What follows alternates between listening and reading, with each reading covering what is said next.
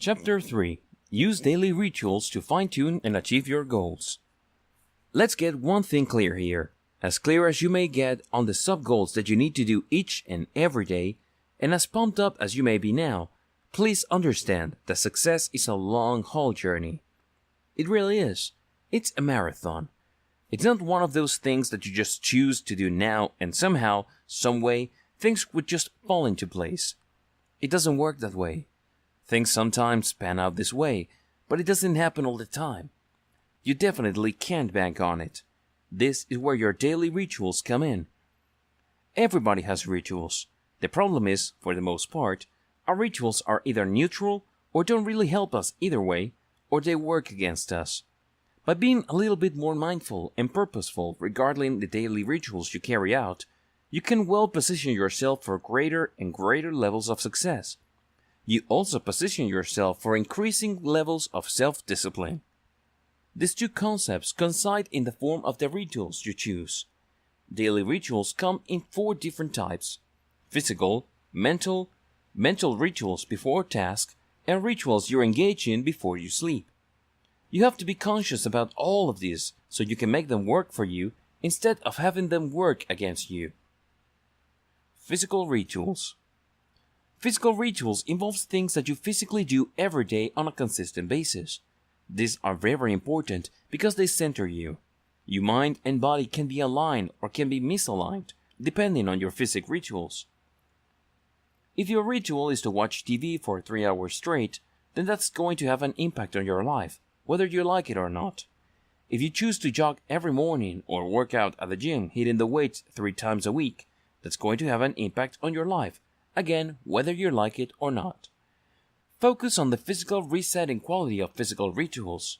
Look for rituals that maximize this sense of physical reset where you feel that you're getting a fresh start. At the very least, aim for physical rituals that give you some sort of mental clarity. Usually, people use physical rituals involving daily exercise, timing their meals, wake-up time, or taking cold showers. You might be thinking that taking a cold shower is a form of self-punishment, but you'd be wrong. When you take a cold shower, your mind doesn't wander. You force yourself to act efficiently because you don't want to freeze. You also start thinking in a very focused way. You'd be surprised as to how long this focused thinking will linger as your day goes on. Why do physical rituals work? The bottom line is that physical rituals produce positive results because of the positive association you create. When you engage in a physical ritual, like daily exercise or taking ice-cold showers, you focus. It's hard to do weight training in an unfocused way. You're going to spend an eternity in the gym. If you work out correctly, you're forced to focus. That same applies to taking a cold shower. This is personal productivity dynamite, because you only need to engage in the physical ritual and your body will automatically supply the focus. Why?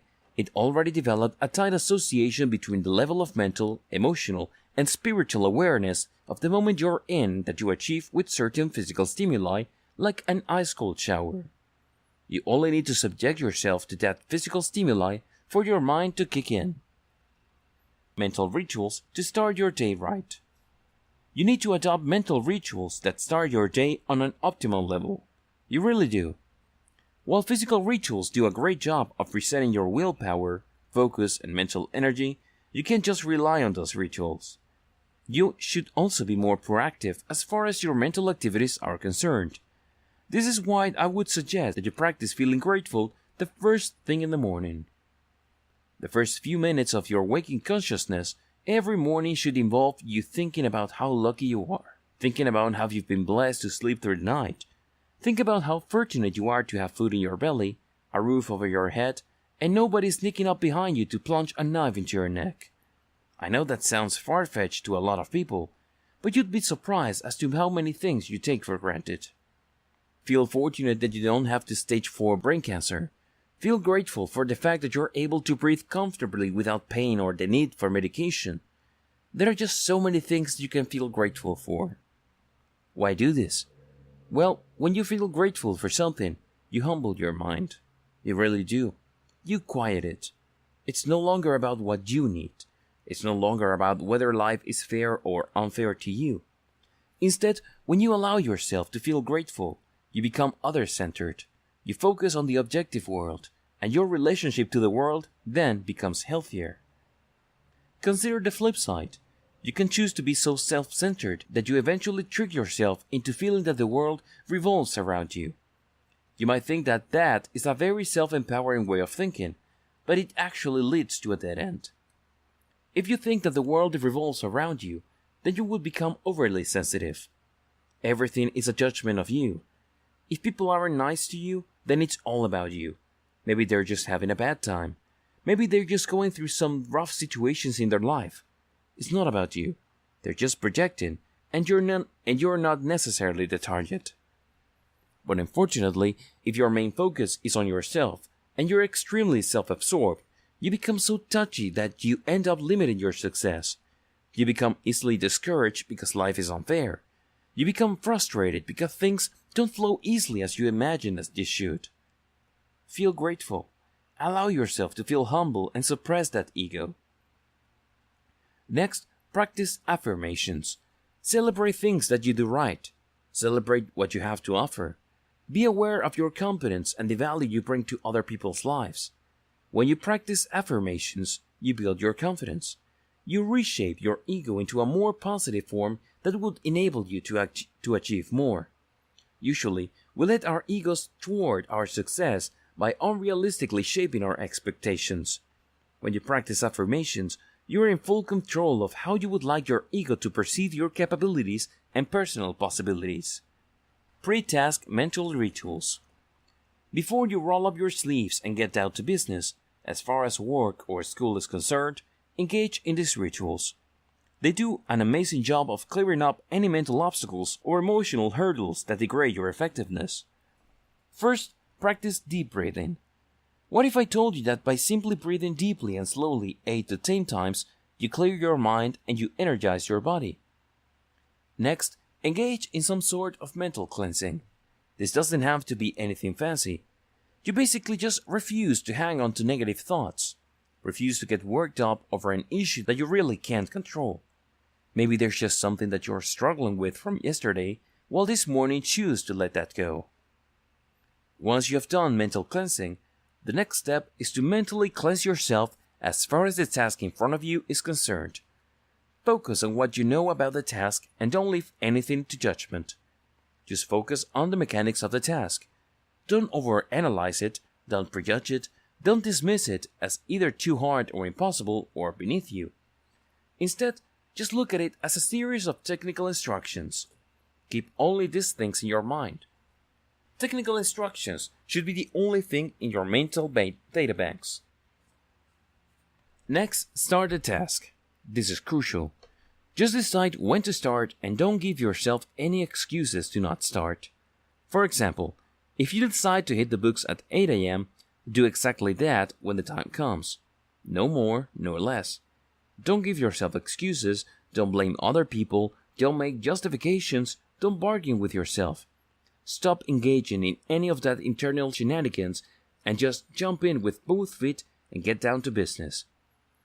After you've started, race through the task. This is very important.